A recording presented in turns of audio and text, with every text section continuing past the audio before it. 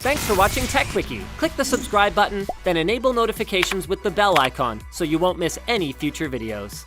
Okay, be honest. How many hours have you frittered away in the last week scrolling through your social feeds for the tiny dopamine high you get whenever someone gives you a like or a retweet? Honestly, I can't say I blame you.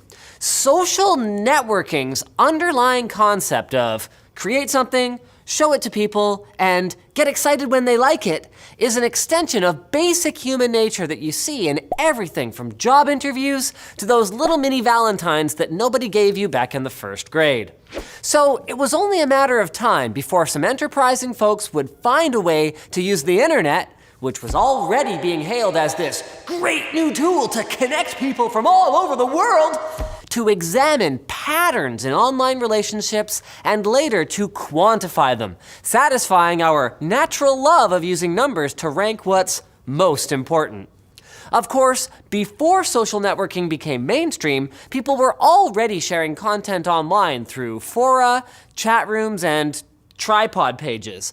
But what was the first site that used the modern paradigm of creating profiles and sharing different kinds of information with a subset of that site's users that you were connected with somehow? A number of sites could try to claim that title, but a strong candidate was 6 Degrees, which entered the scene in 1997. It featured plenty of elements that are now staples of social media, such as friends lists and instant messaging, but unfortunately, they closed their digital doors in 2001 because, and this is basically the quintessential example of something being too far ahead of its time, there just weren't enough people on the internet back then to keep the site afloat. It wouldn't be until 5 years after 6 Degrees was born that the first social networking service would hit 1 million users. Friendster, launched in 2002, quickly became widely popular by showing users not only how they were connected to others, but with a slicker presentation similar to online dating sites of the time. And of course, they also benefited from the shrinking stigma around meeting people online due to the internet's explosive growth.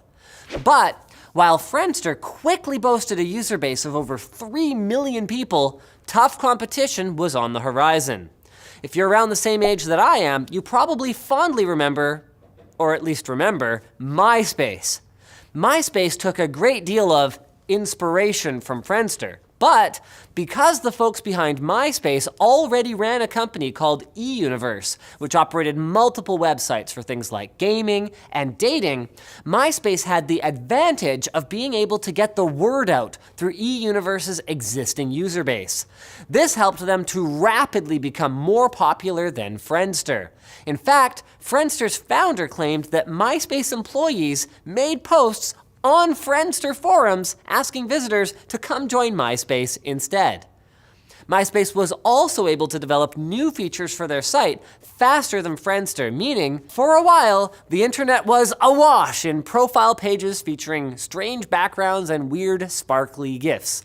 And real life was awash in novelty t-shirts directing onlookers to said pages. Of course, MySpace's dominance was also short-lived thanks to a famous Harvard dropout. No, not that one. That one.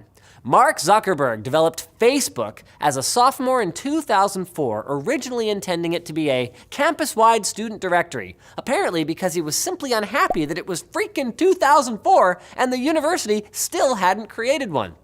After over 1,000 Harvard students registered for the site the first day, Facebook started expanding to other schools, requiring a university or college email address in order to sign up.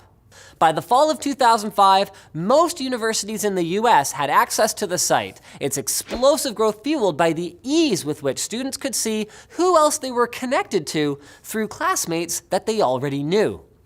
This early version of Facebook lacked modern features, acting as a digital replacement for university directories with much more emphasis on showing background information through user profiles.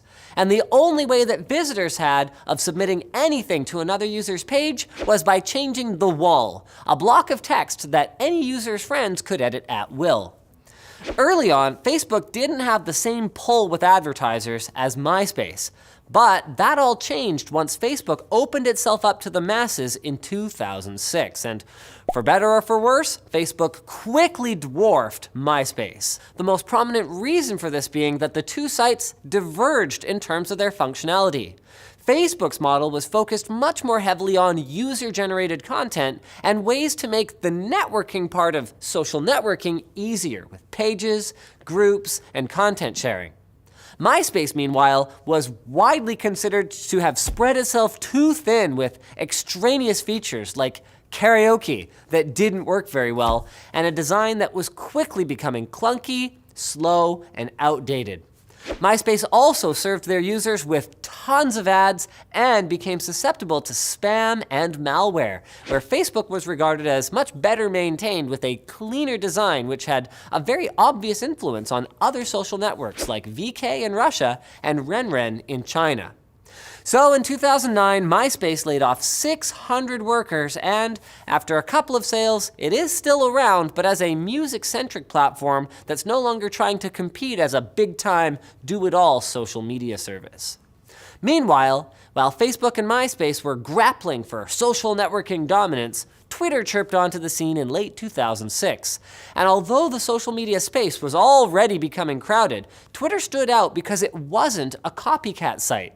Instead of focusing on user profiles and a huge suite of social networking features, it was based on a much simpler idea: 140-character, non-editable, microblogging posts or tweets that could be used to reach everyone on the site instantly.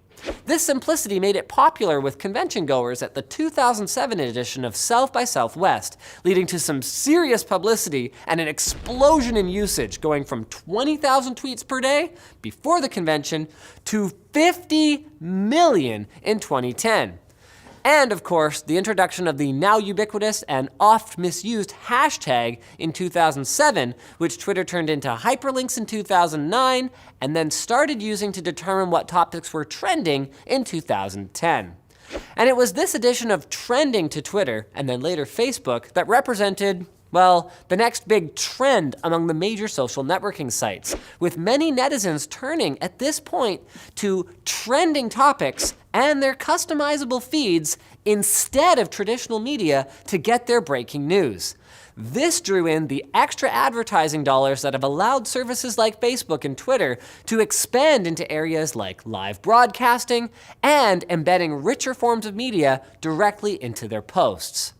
The fact that the way that we interact with each other on social media sites has become mainstream means that we've actually even seen these social features of one kind or another implemented on other sites, like how LinkedIn, a business networking site that's actually been around since 2002, now looks decidedly Facebook-like.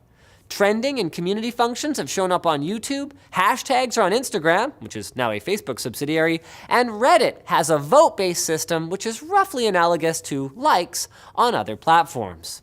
So I guess that pretty much wraps it up. Hopefully you've enjoyed this look at social networking enough to leave us a like and, oh shoot, wait, we forgot to talk about Google+. You know what, actually, you guys probably forgot about it too. Synergy 2 is designed to be easier and more seamless to use than Synergy 1. Synergy is a mouse and keyboard sharing software that works on Windows, Mac, and Linux computers with features like being able to share from anywhere, automatically controlling any other computer without reconfiguring, SSL encryption to protect your keystroke from would-be attackers, dynamic networking, which finds the best route based on your networking setup, and the ability to run always on in the background on all operating systems so you can set and forget it. If you get the Pro version, you can get access to other cool features like clipboard sharing, dragging and dropping files, copy-pasting between systems, lock screen synchronization, and tons more. Get 50% off Synergy 2 today at the link below. So thanks for watching, guys. Like, dislike, check out our other channels, leave a comment with video suggestions, and don't forget to subscribe.